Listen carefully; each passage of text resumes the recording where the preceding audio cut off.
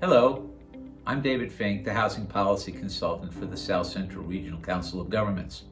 We're here today to talk about and introduce you to affordable housing and the people who live in it. Both are misunderstood. The residents of many towns oppose the creation of affordable and mixed-income homes because they believe the developments will be unsightly, won't mesh with their surroundings, and will provide homes for people whom they believe will be bad neighbors. We hope to clear up that misunderstanding.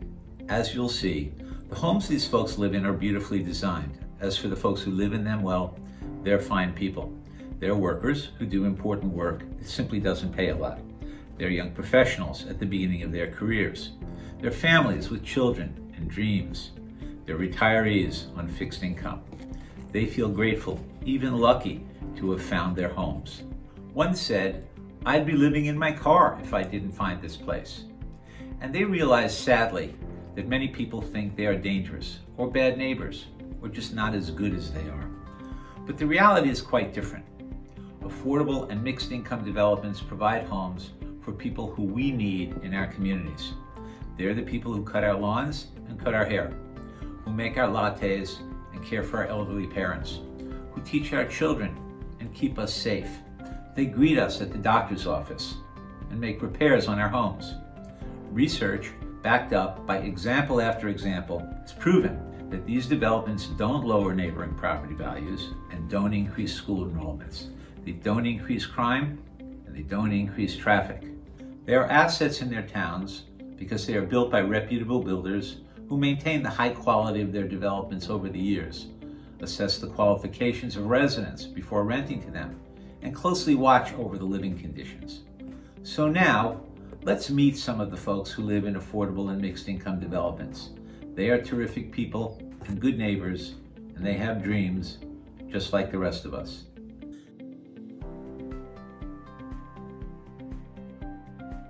Craig, a successful residential and commercial realtor in Wallingford, lives in one of 10 nicely designed rental units that look like single-family homes.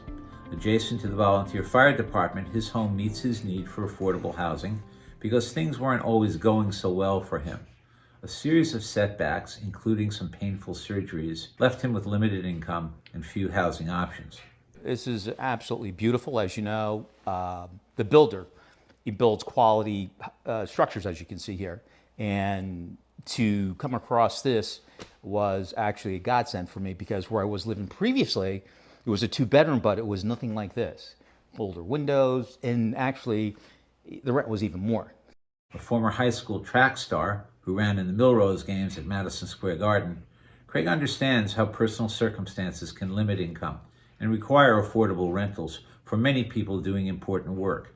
And he rejects the stereotypes some people believe about those who need affordable housing. There's a lot of misinformation out there, and a lot of people are led to believe whatever they read on the internet is like, oh, it must be gospel. It is not. Unless you actually speak with someone, you don't know one person's circumstances. I don't know. People don't know my circumstances. I choose not to. But if they ask, and I'm a Christian man, I'll divulge that. But people have situations they fall in hard times. I personally had medical conditions that stem back for years. Except for one neighbor who is retired, Craig's other neighbors all work, look out for each other, and he says, enjoy the peaceful surroundings. Like Craig, those in the affordable units had to provide tax documents and other information to prove they qualified under the income limits. The quality of life here is great. Great neighbors, North Farms Fire Department. It's quiet. We're all respectful of each other's property. I've had a lot of deliveries for other people from Amazon to here, but it is fine. It is safe, and it's enjoyable. Craig believes his town and others should disregard the stereotypes that portray residents of affordable housing as dangerous or undesirable and build more affordable units for the many people in Connecticut who do important work, but just don't get paid that much. And I think what they need to do is really take a look at the quality of the structures, also the application process. People have to be vetted, and more importantly too is to follow all the guidelines that have been established by either by the builder or if there's certain criteria established by the town. I don't think there should be information out there saying, oh, it's affordable housing, you're going to have this type, it's going to attract this type of clientele. That's very, very misleading. And you can't judge a book by its cover. And I've had people in my profession, you look at them, you try to assume, but they look like millionaires, they may not be, or they look like they, flip burgers or something like that, but they're millionaires. So you can't judge a book by its cover. So you have to give every opportunity for someone to, explain to them, hey, this is the process, this is what we're building, and they need to collaborate. They need to get a think tank together and come up with a solution. A Connecticut native, Art moved to North Carolina 5 years ago to be closer to his grandchildren when they were very young.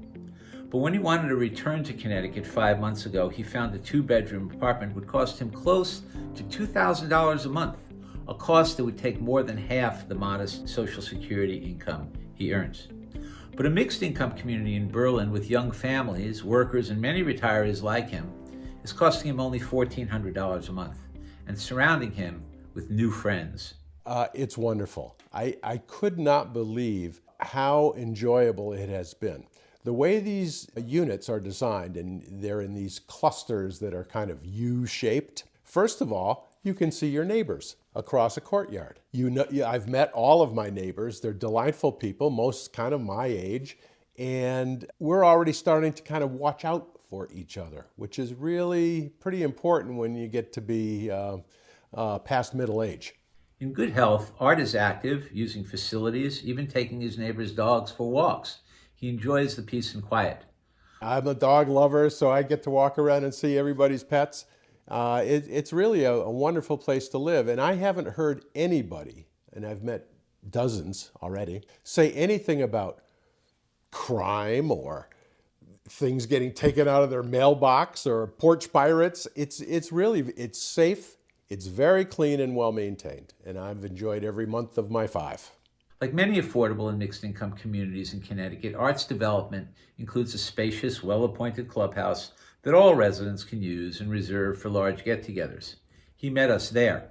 You could have 40 people from your family here. This thing has 4 or 5 rooms, a full kitchen, a conference area, a library.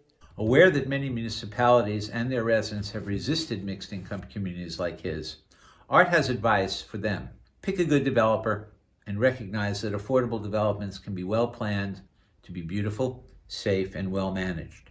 I would encourage all town officials to visit the community I live in, which has been owned by its developer for nearly 20 years and is extremely well taken care of. A developer whose model has been duplicated throughout other towns, many of whom didn't think that these kinds of communities would be an asset and now realize they're a tremendous boon to the ongoing life of that community.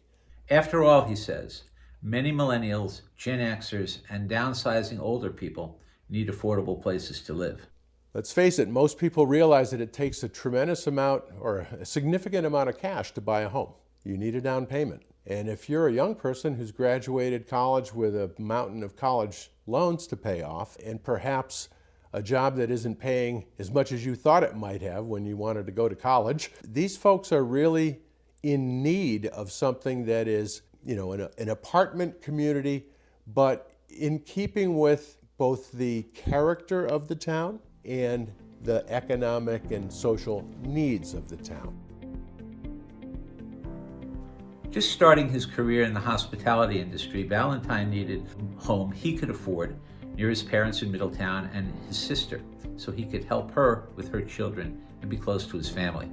His 1-bedroom duplex in a quiet mixed-income development in Berlin costs him $1,180 a month, a price he can handle because, as a front desk agent at the Foxwoods Resort, he makes a good but still modest salary that qualifies him for an affordable unit.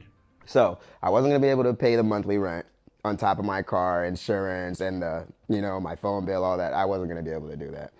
Valentine's development, with more than 70 units, is quiet and well cared for. It's run by a company that, like other Connecticut developers, carefully checks the backgrounds and credit histories of prospective tenants. Honestly, they cut the lawn too much. They're literally on top of it. They are really, really good. So that is always top. They take care of that very well. Maintenance, it's really, really good. Anytime anything happens, I call them. They're here in like 2 days. No more than 2 days. They're here. Clean it up, take care of it, everything. So I never have to worry about that. Valentine says his friends can't believe his apartment is quote-unquote affordable housing. I'm making it happen. You know, I'm doing very well. I'm not struggling at all. You know, I'm like very comfortable with myself, surprisingly. That's why some of my friends, they look at me, they're like, bro, like, you have a decent job. You're not making crazy money, but, you know, like, you're able to like live in this very nice environment and just be comfortable with yourself. You're not struggling at all. For Valentine, just starting his professional career, the chance to live in a quiet, beautifully designed community filled with families, empty nesters, workers, and retirees is an opportunity he believes many towns should provide. Like I said, as soon as you're coming around the corner, you're like, wait, where am I going? You know, it looks more like a very nice condo-ish kind of place. So I would definitely recommend them opening more of these up because there's a lot of people out there that could definitely use this, for sure. With several children to care for, Tony is a stay-at-home mom who skillfully manages the family budget on her husband's reasonable but hardly exorbitant salary as an HVAC technician. But if she hadn't found her sparkling 3-bedroom duplex in Orange for $1,400 a month, she would have been spending much more, close to $2,000, to get much less in the tiny rundown apartment they'd been living in. I remember one time we had our air conditioner on and we had the window units, and I had to unplug my fridge and my stove in order for that to run for a little bit because it would short. So, and we had 2-prong outlets still. Nothing was up to code. It was terrible. So here we have central air and it's super efficient and we barely have to use it because it's just the ventilation system is amazing. Finding her new development in Orange has vastly improved the family's living conditions and made their family life more affordable. But in Tony's opinion, that may not be the most important improvement in their lives. In her previous town, she chose to homeschool her children rather than send them into the neighborhood of her local school. She felt the atmosphere was unsafe for her children and said the school did not have the resources to meet her child's instructional needs. Sending her children to Orange's high-resource schools will improve her children's lives and their children's lives for generations. Oh, this is going to set them up. I've always said if you don't give people the opportunity for the success, they're not going to get it on their own. You have to give them that opportunity, and they're set up for that. Her new development, which includes mostly income-restricted units and residents ranging. Well, like I said, that's half of it, and you can watch the other half. I think maybe you can put on the website or somewhere the link. So, impressions. Anything you saw that interested you, surprised you, edified you? Were you waving or just no? Can I ask a question? Sure. Can you help me understand what a mixed income development is? Yeah. They are developments where a portion, usually the largest portion of units, are market rate, priced at whatever the market will bear, and then a portion, usually a smaller portion, 10, 15, 20, sometimes 30%, are income restricted. They are restricted to people at different income levels. So for example, let's say that, I mean, in the development Valentine lived in, I think they reserved 20% of the units for people at 80% of the median income. Now in Berlin, I'm not sure what it is, but let's say that 80% of the median income for a single person is $60,000, to show you how they determine the income. So 60,000 divided by 12 months is $5,000 a month. The way they would determine the rent is that that person doesn't have to pay more than 30% of their monthly income for rent. So 30% of $5,000 is $1,500, including utilities. So the rent would be, if that unit was reserved in a mixed income community for somebody making 80% of the median income, that person would have to pay only $1,500 for that unit. Whereas if it was available on the market might push that price up beyond his means. David, can you speak a little bit? Did that answer your question? Yes, thank you. Sure. David, when you speak, can you just speak a little closer to the mic for us? Oh, sure. Okay. one and then two. I don't think we've taken advantage of any affordable housing in Woodbridge, and we've had some really big developments built in this town. I mean, they haven't reserved a They're certain all at percentage of market units. price. Yeah. Why is that? Is there a state mandate to do it, or no state mandate? Or? There's not a state mandate, and towns are pretty much left to create the housing that they want to create. An increasing number of towns are finding, as you know, I'm sure, housing prices have risen precipitously, not just in Connecticut, all over the country.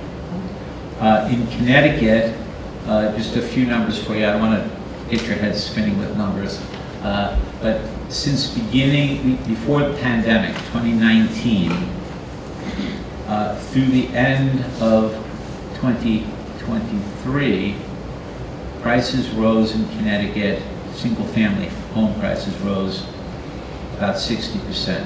2024, they probably went up another 10 percentage points. So what that did, imagine, prices rising 70%, that pushed a lot of people who wanted to buy a home, but who were on the low to moderate end of the income spectrum, out of the home buying market, couldn't compete. So that pushed them into the rental market, driving up demand for rentals. So rentals during that period went up about 30%. The ripple effect continued, so people at the low end of the rental spectrum couldn't, when their rents rose, they couldn't afford it. So homelessness rose 13% 3 years ago, 3% the year after, and 13% again last year. So it's an issue of supply. Like I said, it's not just Connecticut. A lot of states are having to look at this and figure out, can we create more supply? But there's no state mandate, so we leave it to towns. And that's why it's great to have a meeting like this. Because, as I said earlier, I believe people need an opportunity to get their questions answered and to get their concerns addressed. Because it's my experience, especially having two wonderful children, that people don't hear other people, they don't listen to other people until they feel they've had an opportunity to be heard. And people need to be heard, so people need to be able to express their thoughts.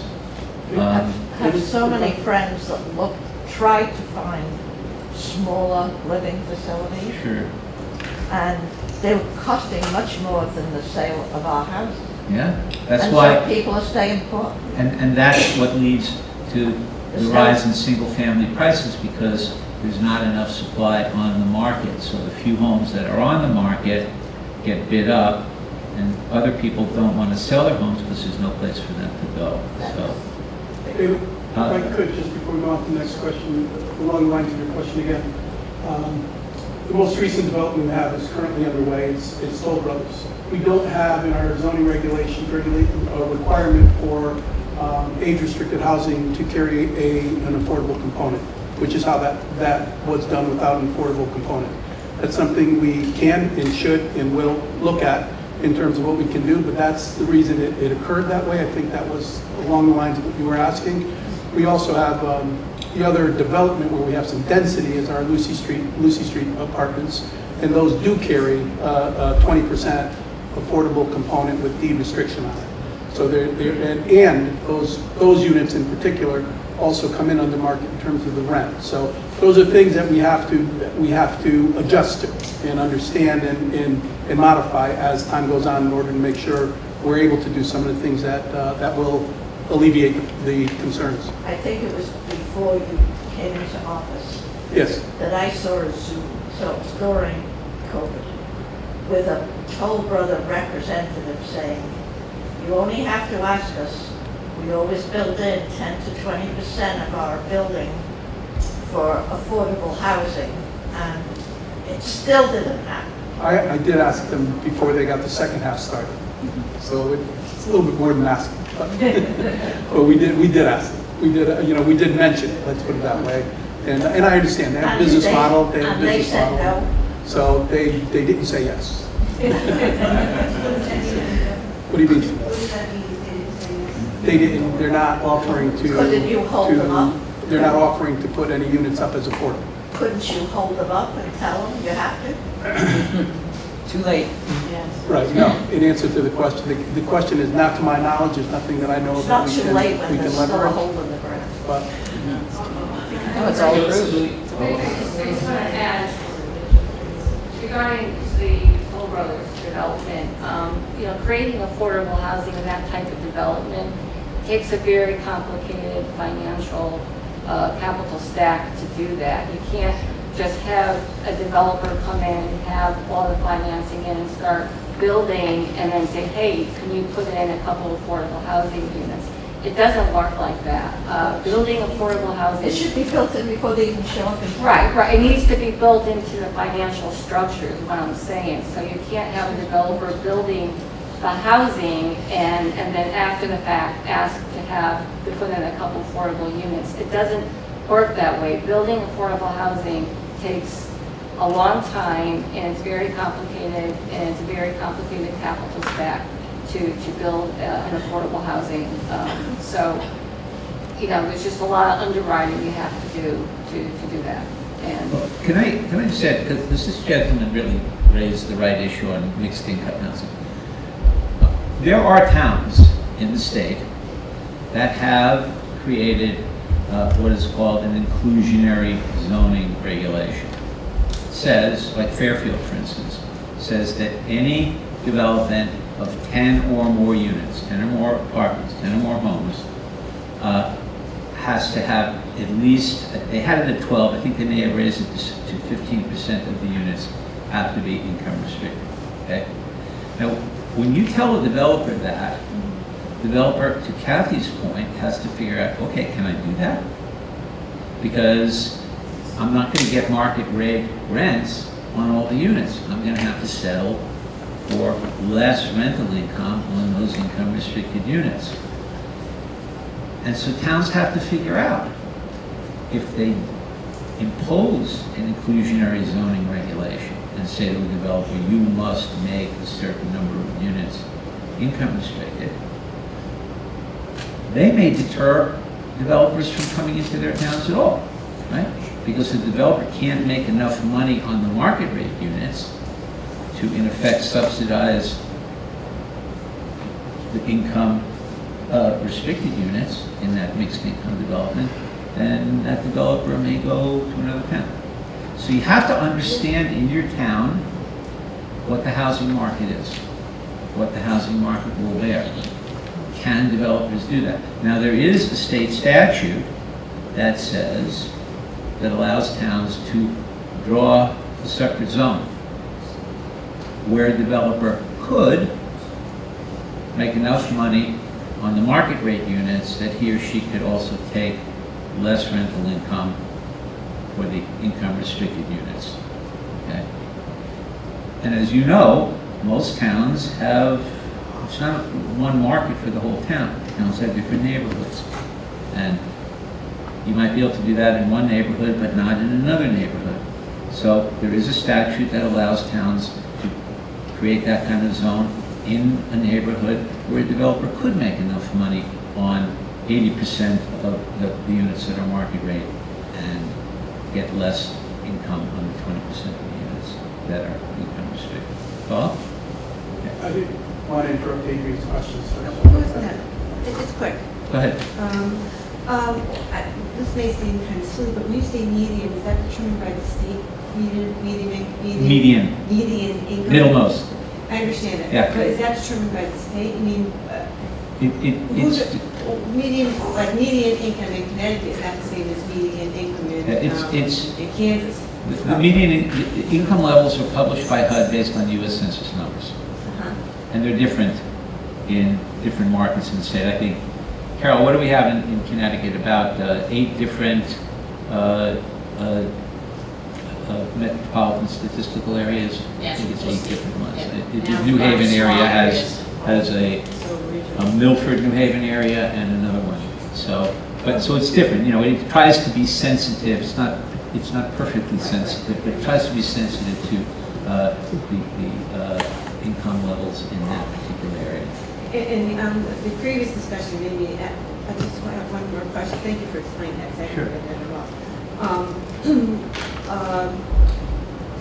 What happened in Fairfield? Did it discourage developers? The town of Fairfield? Yeah. No. No. No, Fairfield has created, it's probably thousands of units now, but. So the fact that there's some affordable units in every single development, if I understand this correctly, If it's 10 or more units. correct, has not deterred people from not coming in and building. Yeah, I mean, there may have been some developers, to Kathy's point, that don't have as good a relationship with their you know, go-to lender, and they weren't able to raise the kind of you know, pre-development and construction financing that they could do it. So it well may be that certain developers couldn't do it there, but you can do it in a fairly strong market where you don't have a lot of income restricted units and you don't have a lot of multifamily units, apartments and condos. There'll be quite a bit of demand for them, both from elderly residents who want to sell their homes and move into something smaller, or young professionals, or you know, workers. So in Fairfield, they found that there was very strong demand. And the demand is not what I'm questioning.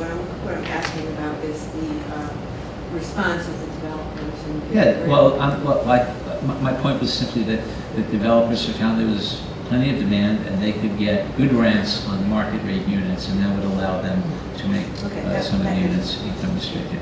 Other impressions of what we saw in the video? I'm sorry, did you ever hear that? No. Well, I had seen this video and I saw a couple of others that you were part of, and one of them brought a group of people to talk with the developers in different towns. And I think that was very compelling to me to hear how developers were able to figure out a positive outcome for themselves in mixed housing and a positive outcome for the town fathers and the residents. So I don't know if that could be made available on the site. I thought that may answer some of the questions that I'm hearing. You hear developers, and I believe one was from Woodbridge. Yeah. That was the tour video that we did. Yeah. Yes, but that helped fill some of those gaps. Yeah. Because I had some of the same questions before. I mean, that's a really important point. And groups like yours, I've been in Glastonbury, I've been in Avon, other towns in this region, have invited in developers. We have a very good developer in the room here too, who may want to jump in after this to tell you what she thinks. But it's really good for towns and residents of towns and officials in towns to know how developers work. Developers have a bad name. I wouldn't put too fine a point on it, but a lot of towns, a lot of residents in towns think that developers are carpetbaggers. They just want to come in and build a piece of crap and take their money and go. And maybe that's happening, okay? Right? But towns have asked me,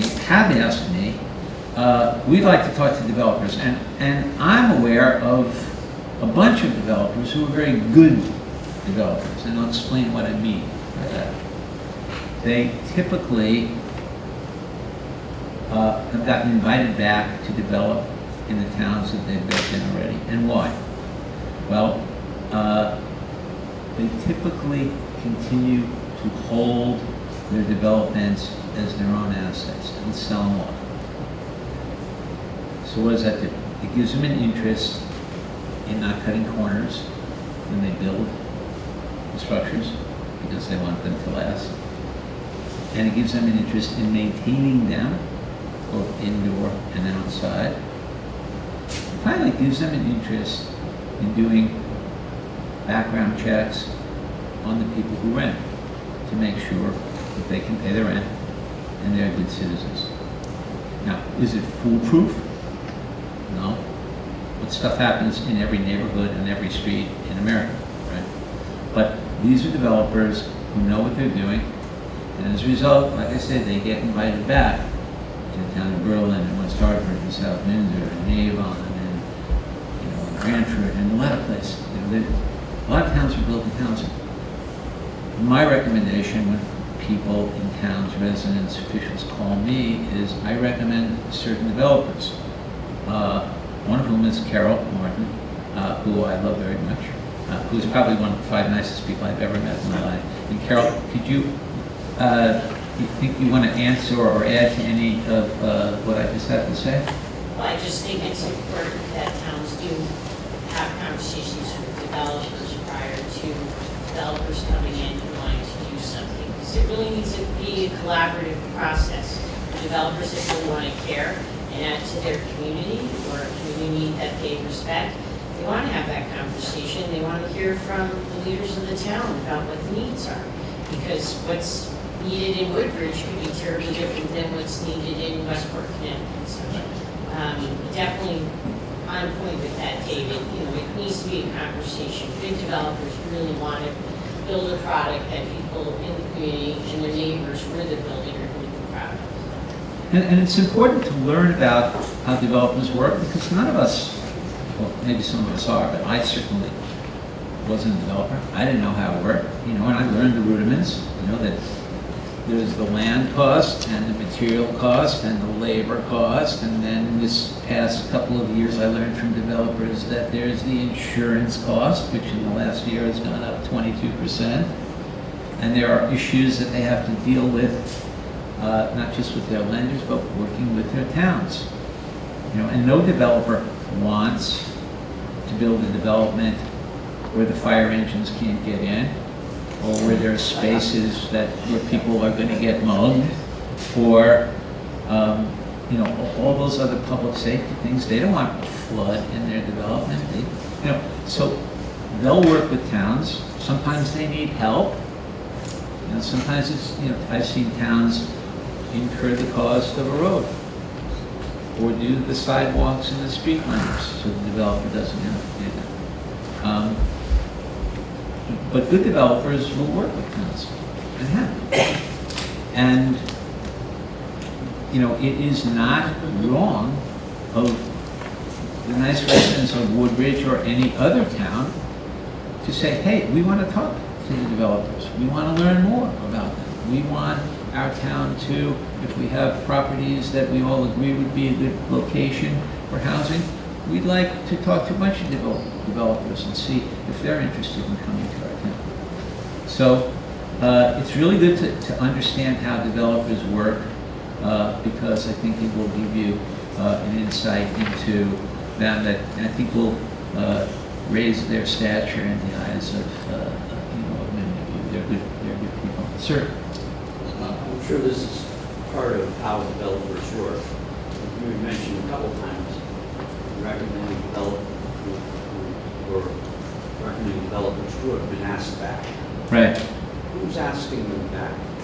Because I think in this town, everybody knowledge of what's usually happened is someone owns a piece of property.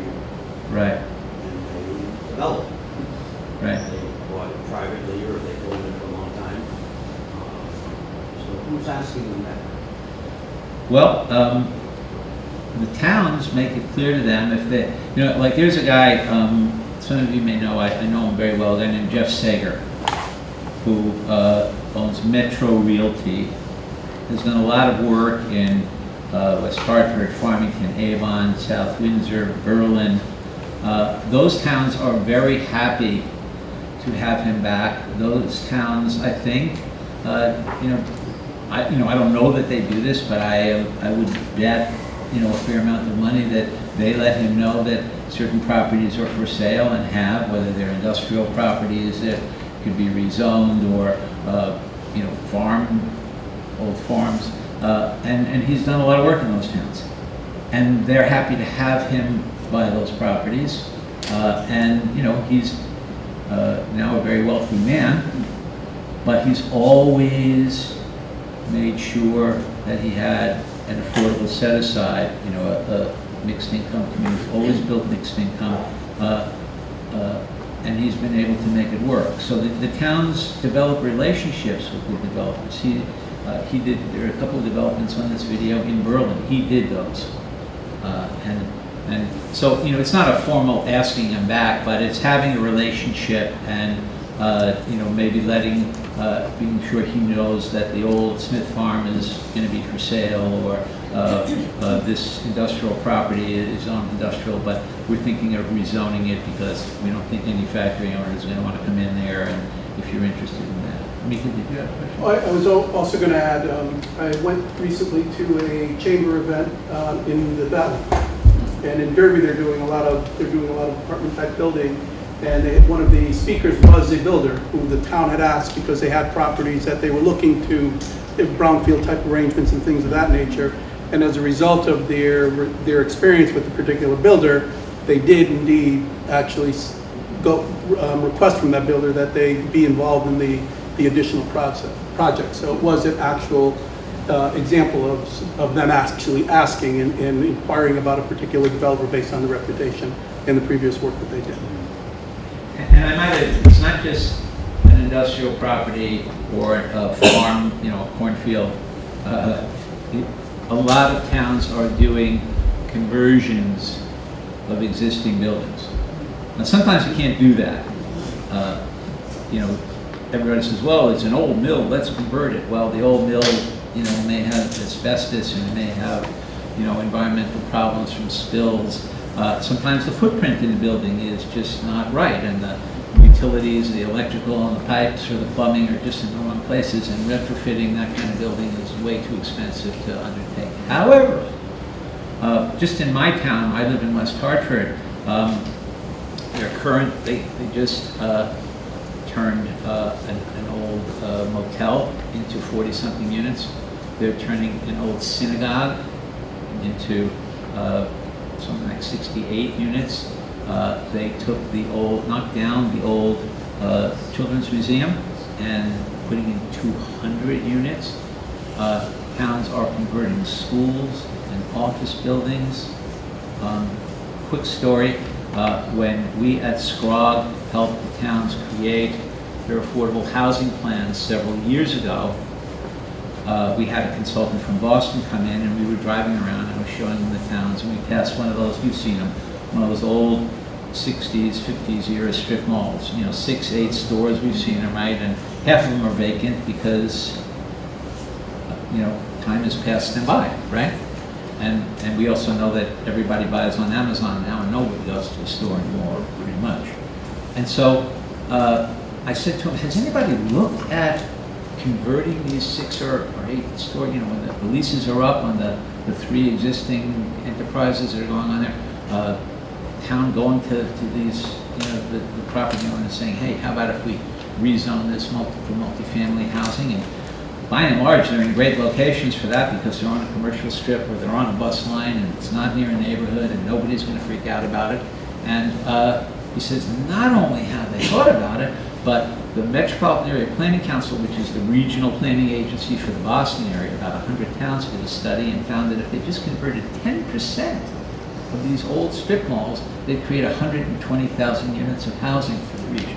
Right? I've heard that that's So, not doable. I'm sorry? I'm sorry, I'm interrupted, I apologize. Because I mean, I've thought about that a lot. And I've heard that that's not really very, and I can't remember where I've heard it from, I'm certainly no expert, but I thought I heard that was, for the reasons that you mentioned before, not an easy thing to do because of the layout and, Well, maybe you can respond to that. I'll just tell you what. In a case of 6 single, you know, story, you know, stores in a strip mall, you knock it down. And Oh, it's smaller. yeah, but we're talking about the property itself, but it's usually in a pretty good location because, like I said, it's on a bus line or, you know, someplace like that. Yeah, I mean, it's problematic sometimes retrofitting an old structure, but sometimes you can do it. And office buildings, and like you said, synagogues, schools, just certain.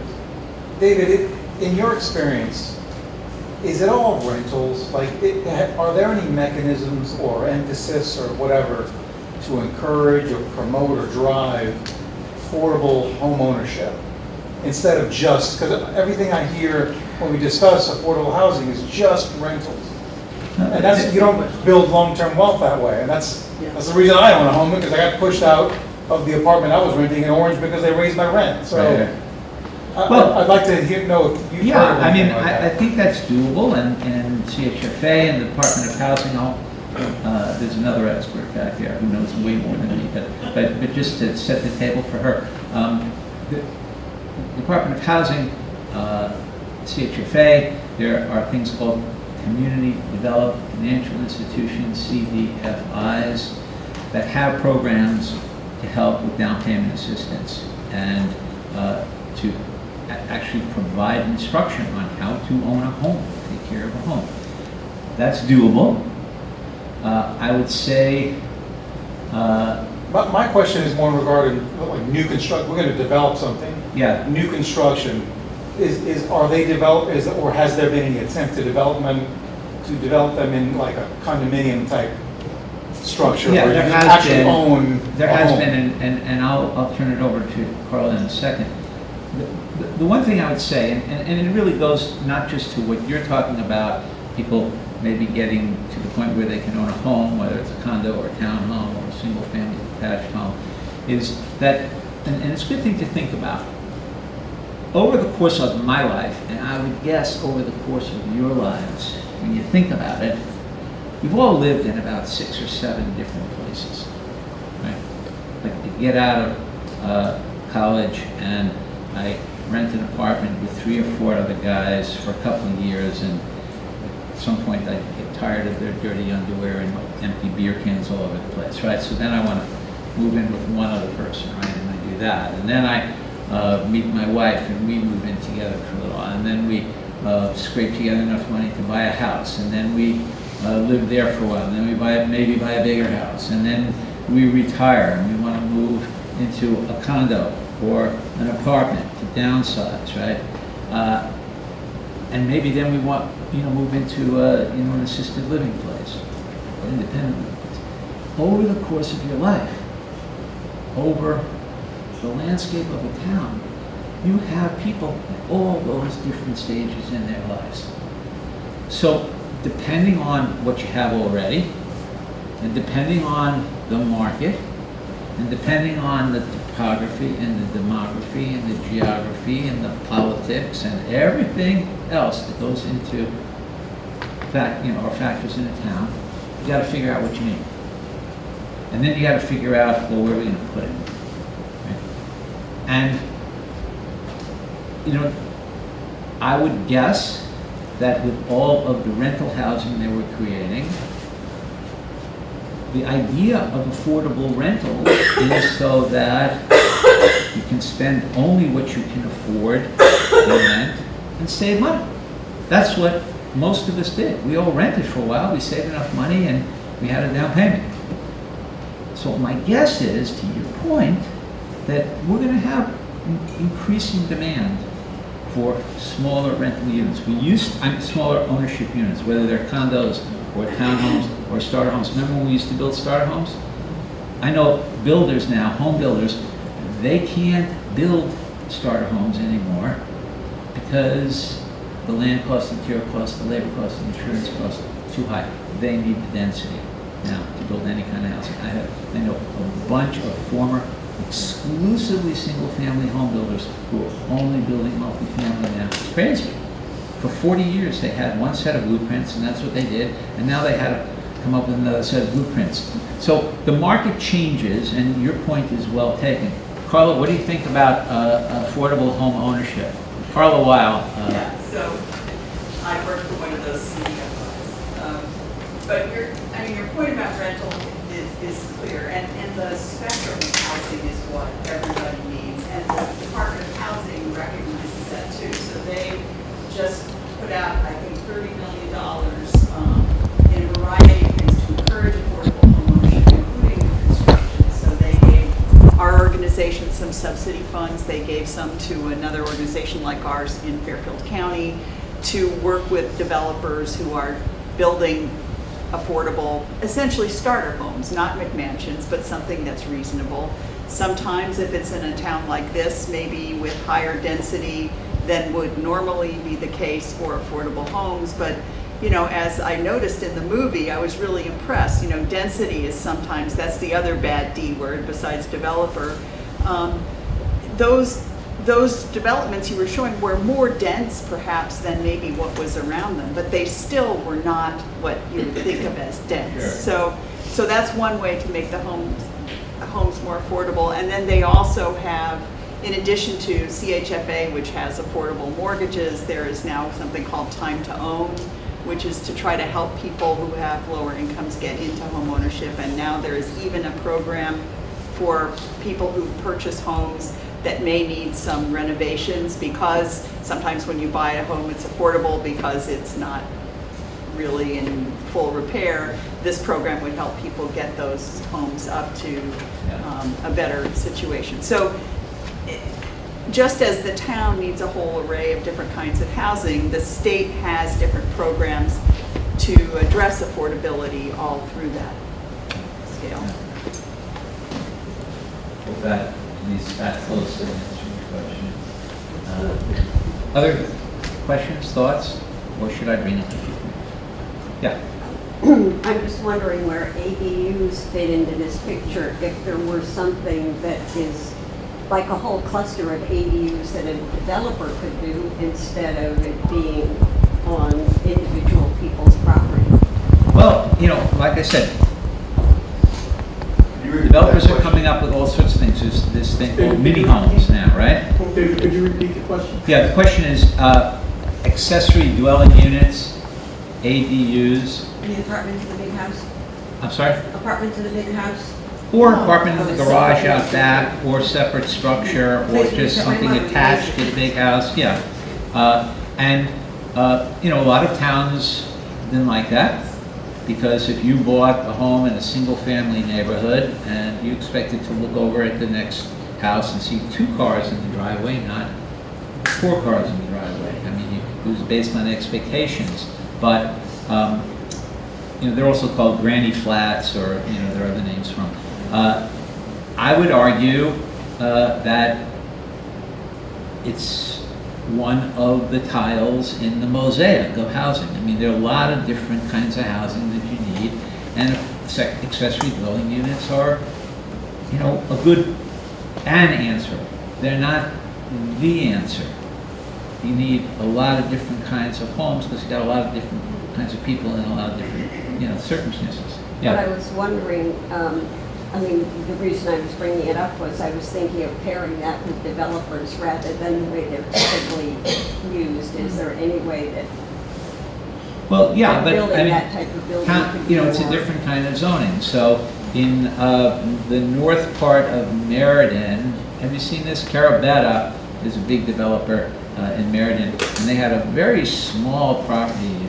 It might be an acre. It might even be less, but I drove by it a few months ago, and there's 8 mini houses. Right? Now, I don't know, it looked kind of like an experiment, like a pilot, but it looked great. Again, who's going to live in that? You know, not a family of 4, 1 person. Could that be an answer in certain places? Sure. You know, it really depends, and it depends very often on the infrastructure. I mean, density depends upon the, you know, on the infrastructure that's available. So, for instance, a city like San Francisco, that's, you know, 100, maybe 200 years younger than New York City, they have lower, they allow the per bedroom production of wastewater to be higher because their sewer system is better, their pipes aren't falling apart than New York City. They will allow apartments of 450 square feet, whereas not New York, although there's some apartments my daughter lived in New York, they were kind of amazing, you know, they were so because they'd been broken up and probably not legally. But the point is that you need to have a lot of different answers because people are in different circumstances, but the idea of mini houses or ADUs are, you know, part of it. Other questions before we go back? Give people a second bite of the apple. Sure. I'm very interested in what Muffy just asked you. In the out west, if you go out to California, Yeah. hardly anybody builds, anybody that's a normal salary builds a single family house. They always build a house with a rental unit in it, Yeah. right from the get-go, because that pays the mortgage. Yeah. Well, the town has to allow that. They have to doesn't allow the town two doesn't separate allow units. it. I'm sorry? We do. Yeah. Yeah, most towns, I mean, the legislature a couple of years ago passed an accessory dwelling unit statute, and towns had the choice of adopting it or adopting their own. And I don't know whether you adopted the state statute or you modified it. We're inconsistent with the state statute. We're aligned with the state. Yeah. So, should I mention a few other things, or do you have other questions? I just wanted to, Yeah. in the video they said something about these units not increasing the enrollment, the student enrollment Yeah. for the local school. Can you just explain how that works? Sure. And this is an issue in every town. Okay.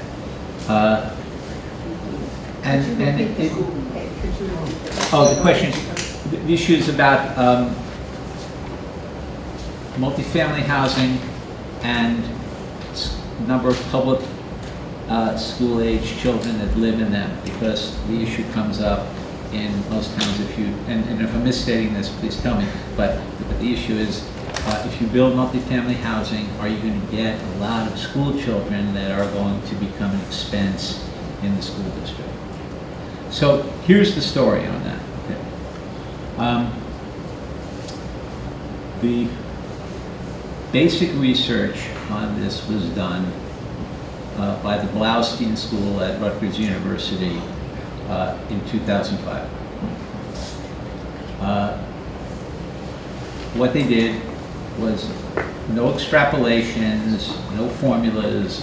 They took actual, in all 50 states, they took the actual number of school-age children, which they defined as 5 years old to 19 years old, and looked at the multifamily units and single-family units, 1 bedroom, 2 bedroom, 3 bedroom, multifamily units, 3 bedroom, 4 bedroom, single-family units, single-family homes, and looked at how many school children were produced.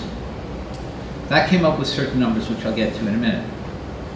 The reason they have not replicated that, although Enterprise Foundation and others have done their studies, which have been consistent with what Rutgers found, is that they have seen, and Carol and Carly, you may want to jump in on that, that anecdotally, developments ever since have been consistent with what Rutgers found in their look at the census numbers. And here are the numbers, which, to my mind, this is just my opinion, you guys believe what you want, intuitively makes sense, but you'll hear how I explain it. Rutgers found that a 1-bedroom multifamily unit in Connecticut produced 0.04 public school age children, or translation, 4 for every 100 1-bedroom units. So you think about that for a minute. How many parents are going to live with a child in a 1-bedroom unit? Not many. I've seen it one time. It happened in Fairfield, right on the Bridgeport border. It was a nurse and her daughter, and they couldn't find anything else, and so they put a bed in the living room and a bed in the bedroom. In New York City, it happens quite a bit. It happens quite a bit right here. But Go to Merritt Avenue. 2-bedroom multifamily unit, they found 0.27 public school age children, or in other words, 1 in every 4. Again, it kind of makes sense when you think that 2-bedroom units are going to be a parent and a child, or grandma who wants a 2nd bedroom for when the grandkids come on the weekend, or 2 singles sharing, or a young couple who wants a 2nd bedroom as a study and a guest room. 3-bedroom multifamily unit, 1.38. Now you start getting a few more kids. Okay.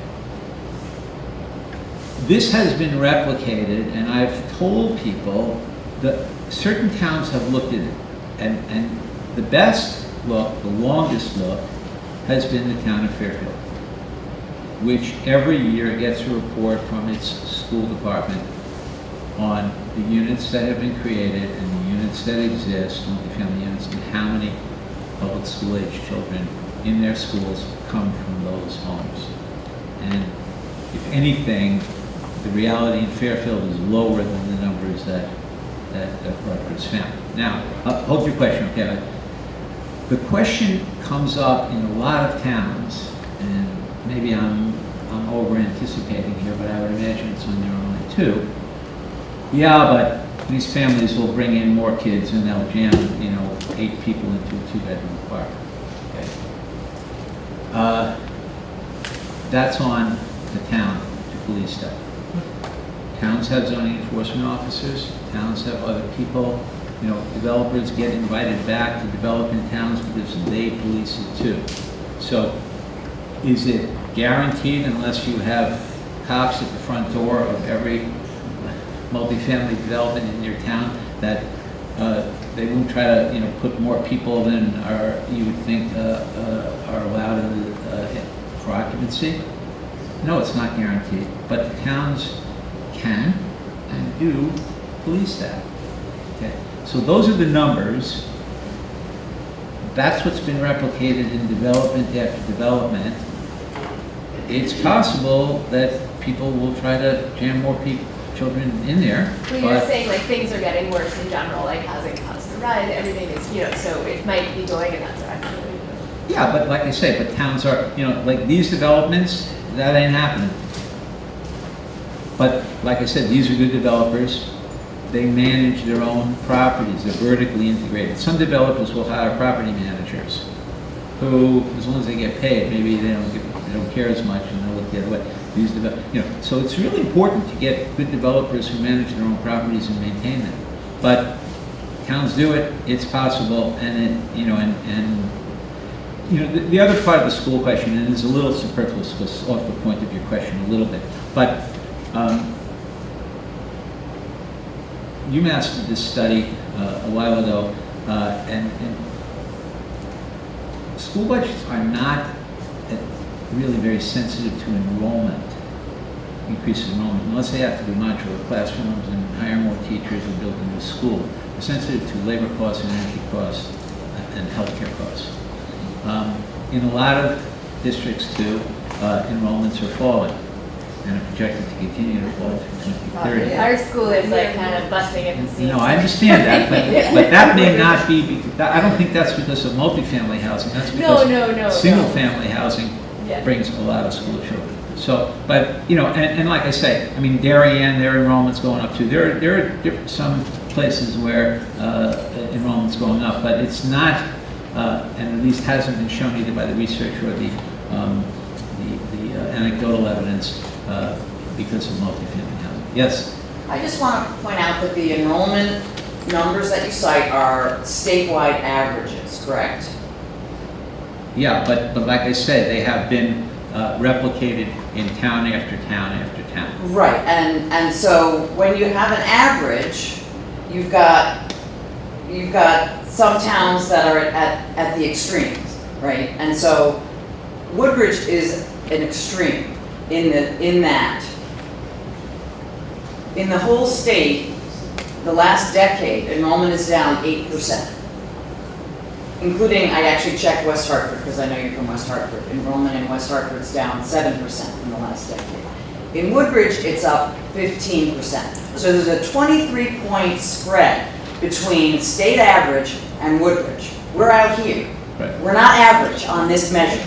We might be average on some other things, but on the draw of our schools, we are not average. And so I want to just caution people about applying a state average to Woodbridge because I do not believe that it applies. No, you're absolutely right.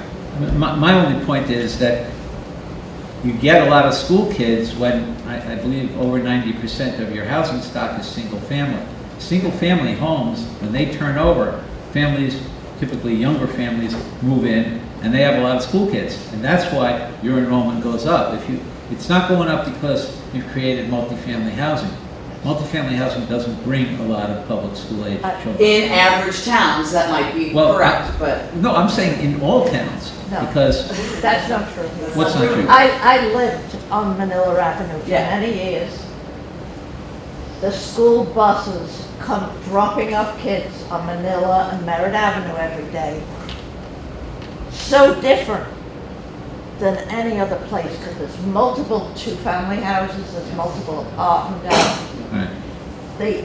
The kids coming off the bus, you'd think it was a train station. Well, and we know that in Orange, right next to Woodbridge, that shares the regional junior high and high school system, one of the apartment complexes, we're told by officials in that town, 2 school buses every day from one apartment complex. So I just want people to be aware that these statistics may apply in an average town that has an 8% enrollment drop in the last decade, but Woodbridge is not that. And so to expect that we would have an average yield, I think is incorrect. Monroe is going to reopen one of its schools and maybe spend about $100 million to build another floor on top of it. I mean, it's in the talks. They're considering it because there's a huge enrollment there too. So we're not the only town with enrollment issues. The other issue that we have, which is different from many towns, is that we have a regional junior high and high school system, and we are charged per head. So from this year to next year, and Javi, you correct me if I'm wrong, my understanding is it's about, Woodbridge has an increase of about 44 students, and the increase in our budget is $31,000 per student.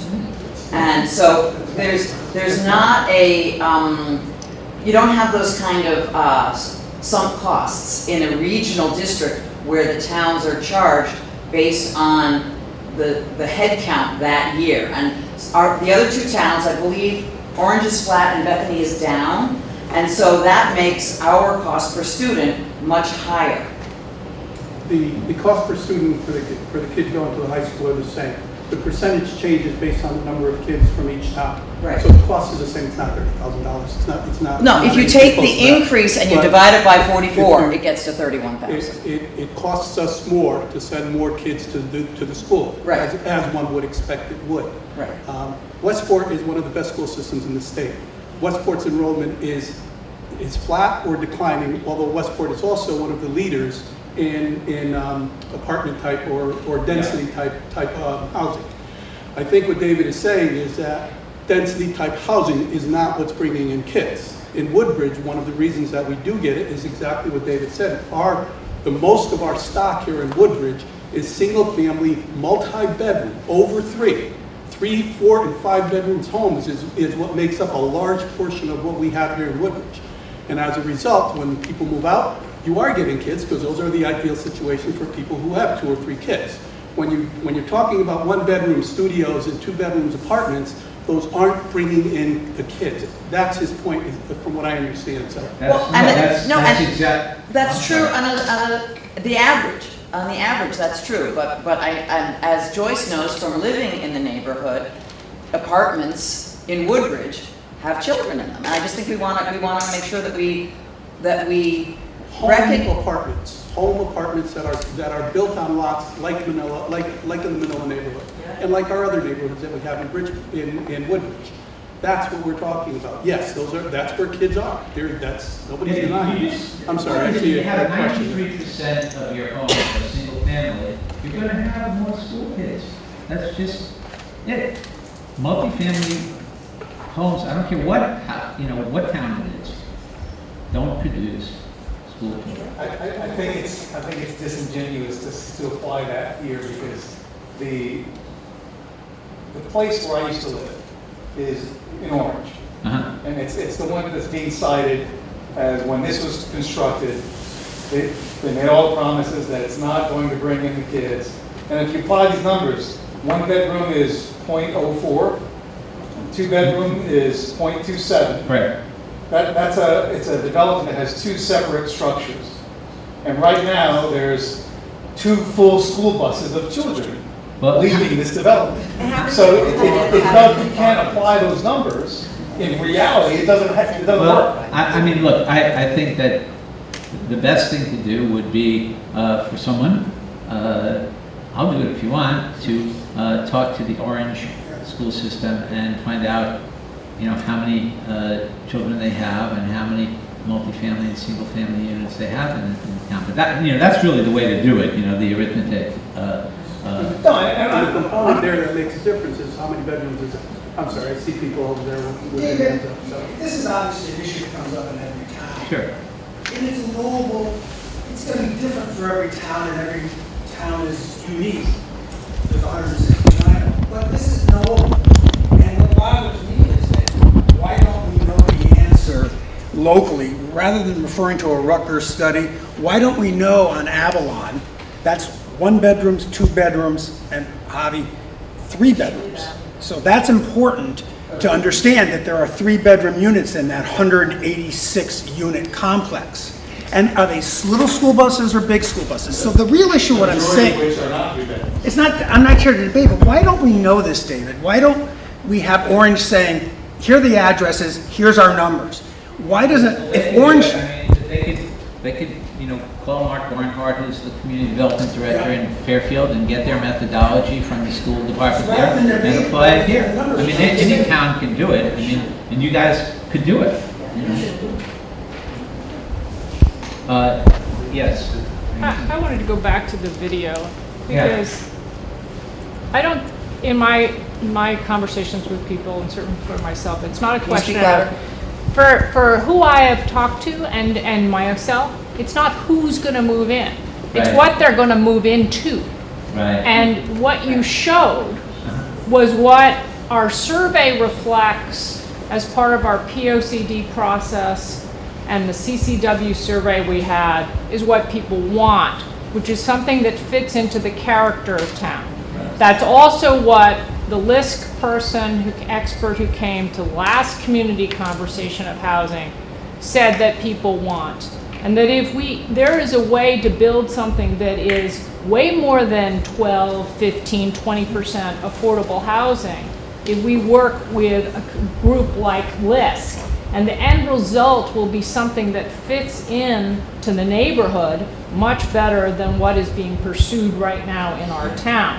So I really question the premise of this, because I have not encountered any question about who's moving in. It's what will it look like? Right. What is the scale? Right. Whether it's compatible height, and that's where I think our town has gone gravely astray. And I think there needs to be much more effort to work with in the community for getting this right and compatible. The Lucy Street housing is an example that is very compatible with its neighborhood and with its scale. And you know, there are people who are very happy living there, and I think there are people who are very happy to have it in the town. It's an asset to the town.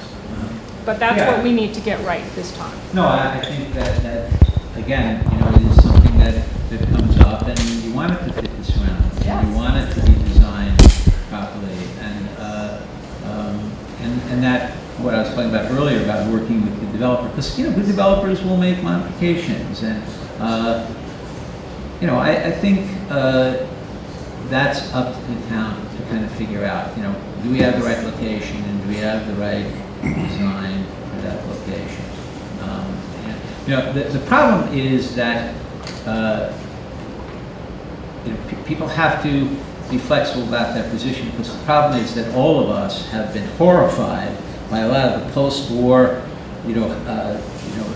multifamily housing, you know, Cabrini Green in Chicago, and Pruitt, Idaho in St. Louis, Father Panic Village in Bridgeport, and you know, badly designed and poorly maintained, and they envision, you know, cinder block and graffiti, and you know, no landscaping, and so it's important. And you know, the issue is density, because you know, developers have to divide their land cost over more units in order to afford to build the development and make it, some profit. They're not going to do it for a loss. So you have to give them the density they need. Mark Twain said, invest in land because God's not creating anymore.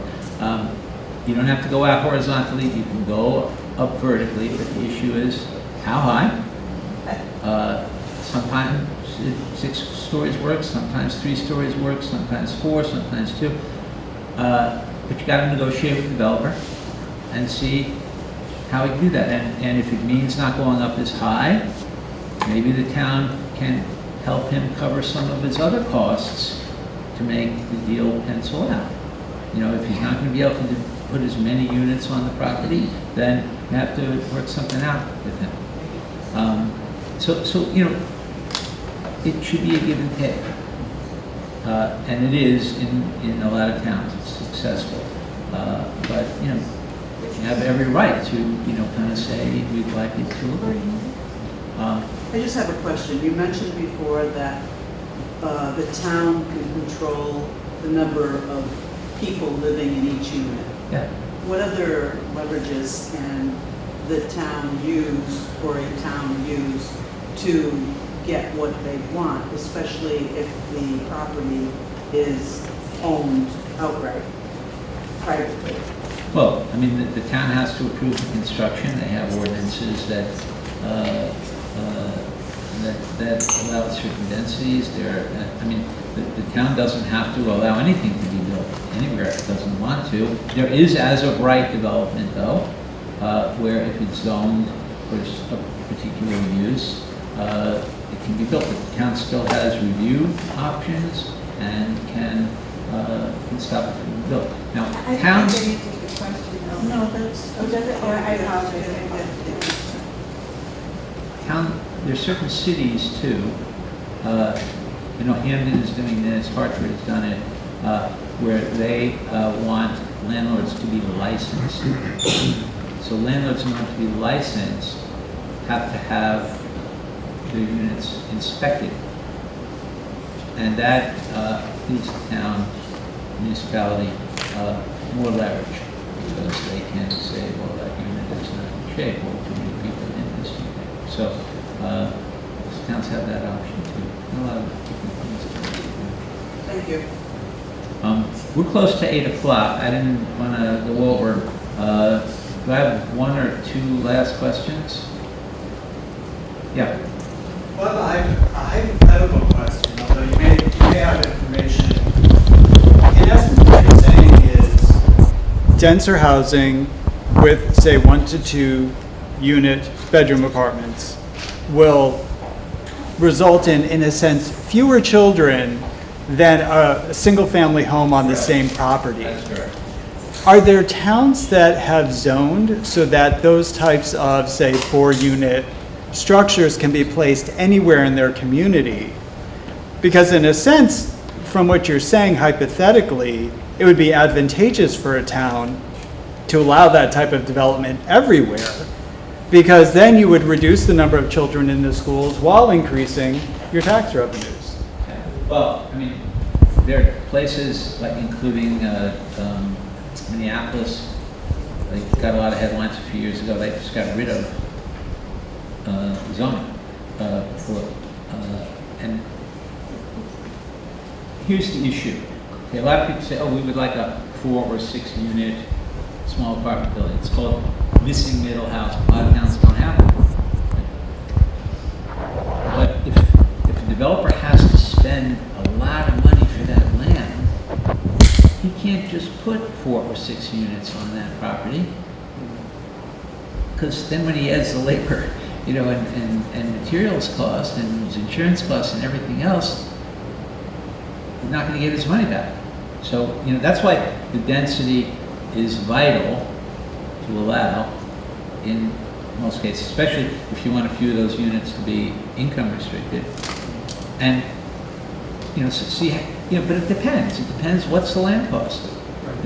And well, so to that point then, it sounds like it's actually more advantageous and economically sound for developers to begin with currently undeveloped land, where there's not already a structure, you're not having to demolish anything, replace anything. If you've got unused land, that's gonna give you a head start, it sounds like, in terms of those costs. And if you don't have sewer and water on that land, and the guy has to put a wastewater system there, and then, and drill wells, those are costs as well. So, each property is different. Whether you can put a wastewater system on a property depends on the soil quality and which way the water flows under the ground. So, I'd like to say there are rules of thumb, but there aren't. There's some general principles, involved. Right. I would leave you with this one last thing to think about. Okay, this year I started visiting municipal economic development commissions. Every town has one. Woodbridge has one. And here's the reason. A lot of towns cherish the commercial part of their grand list. Why? Because businesses pay taxes, and that takes some of the heat off the residential part of the grand list and the mill rate for homeowners. And they don't want the businesses to leave. But the businesses in a lot of towns are small businesses, and they operate on very tight margins, and they're having a lot of trouble filling jobs. Why? Because if you hear our Department of Economic and Community Development talk about it, and the governor talk about it, there are 110,000 jobs open in the state. It used to be that Joe Blow would drive 4 or 5 towns over to take that job as a waiter, right? But now he can get that job in his hometown. So he's got to say, well, let me see, should I walk to work or should I drive 25 minutes in traffic and spend gas money for that job 5 towns over? He's staying in his town. So I'm hearing from a lot of towns that say, yeah, our merchants need labor pool. So towns are creating, or thinking about anyway, creating more multifamily housing so that they have labor pool for their businesses. Because like I said, those businesses can't afford to raise their wages to attract somebody to promote. Or the businesses are going to close. Or go. I was in Madison a few weeks ago. I don't know if you've been to Cafe Allegre in Madison, very nice little place for lunch. They're not open for lunch on a lot of days because they can't find servers. Okay. So again, the issue is towns are creating a wider range of housing options because some of their longtime residents need a place to downsize. Some of their parents would like their adult children to come home and live in the town they grew up in. Some employers need workers. Most businesses need customers. Towns would like their police and firefighters and teachers to live in town. There are towns now that don't have great public transportation. Their elderly residents don't want to go to a nursing home. They want to age in place at home. Well, you're going to have somebody to come into the home. If it's hard for, people who are getting paid minimum wage to, help elderly people get dressed and help them have, get breakfast. If they can't find a car and you don't have public transportation, those people are not going to be able to age in place at home. So, there are all sorts of impacts of not having a wide range of workers. And that's why I've been talking to economic development commissions. They've been inviting me, frankly. So, again, your town is your town, and it's great that you came out and you discussed this and raised some really good points. And we got to talk it over, and maybe you got to do some research. But these are problems that can be solved, and you can figure out the kinds of homes that you need and where to put them and what they ought to look like. So I'm retiring. One question. I'm gonna kind of ride off into the sunset here. But I wish you guys a lot of luck. You're really doing the right thing being here tonight and discussing it. I just, to your point, I just didn't want to miss the point you were making, just to bring it to Woodbridge very specifically. I've gone to the social a number of times, and a number of times it's been closed.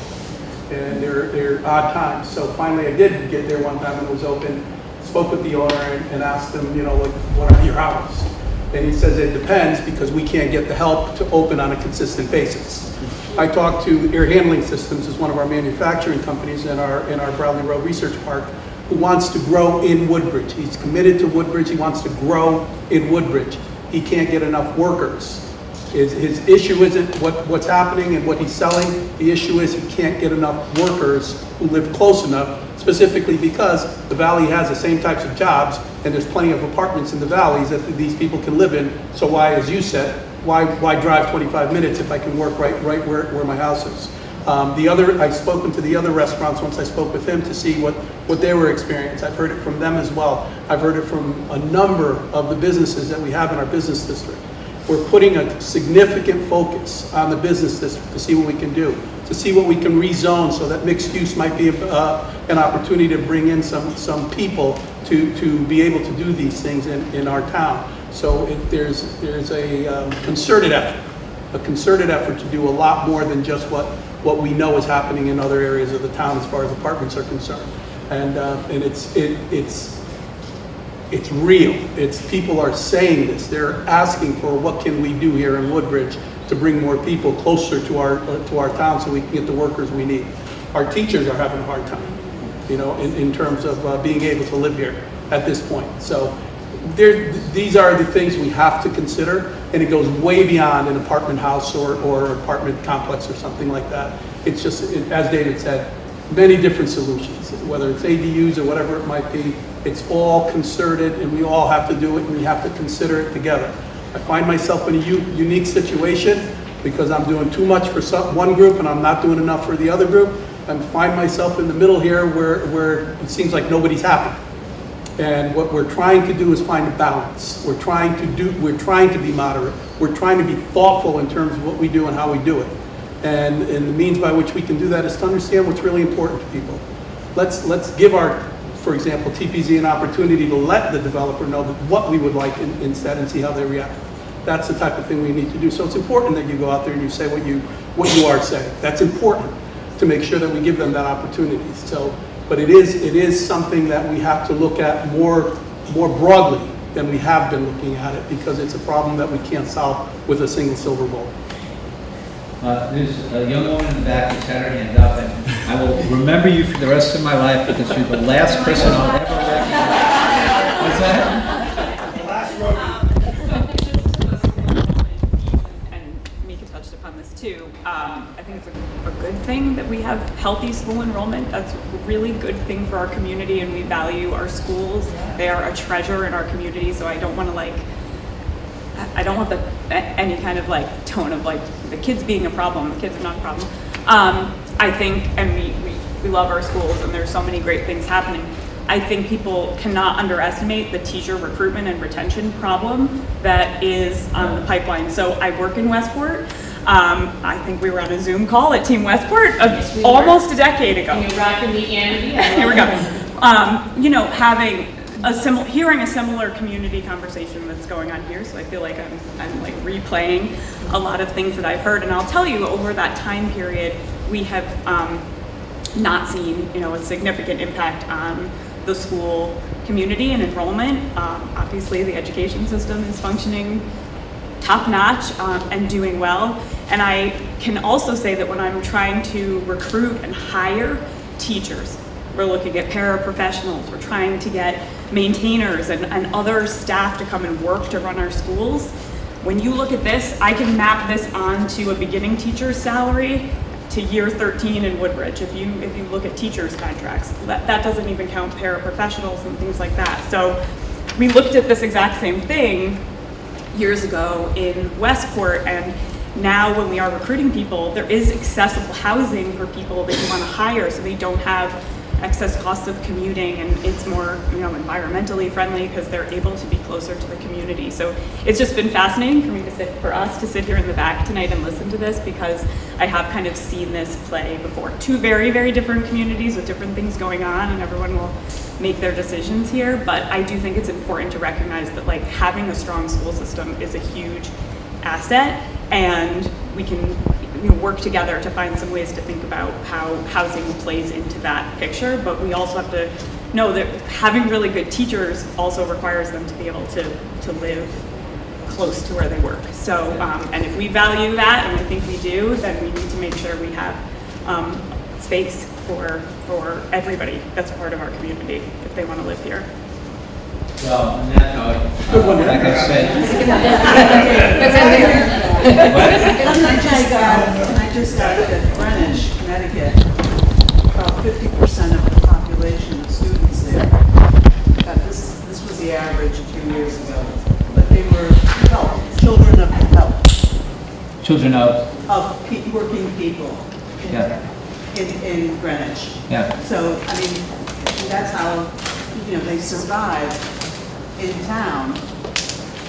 50% of the students at the high school were children, or, all the public schools there. They were children, I have to look it up again to see what it is now, but it was quite high. Well, wouldn't all the children in any school be the children of working people? No.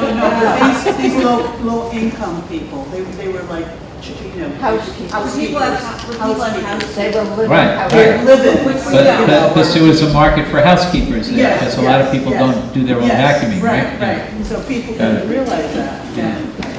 Thank you. Thank you.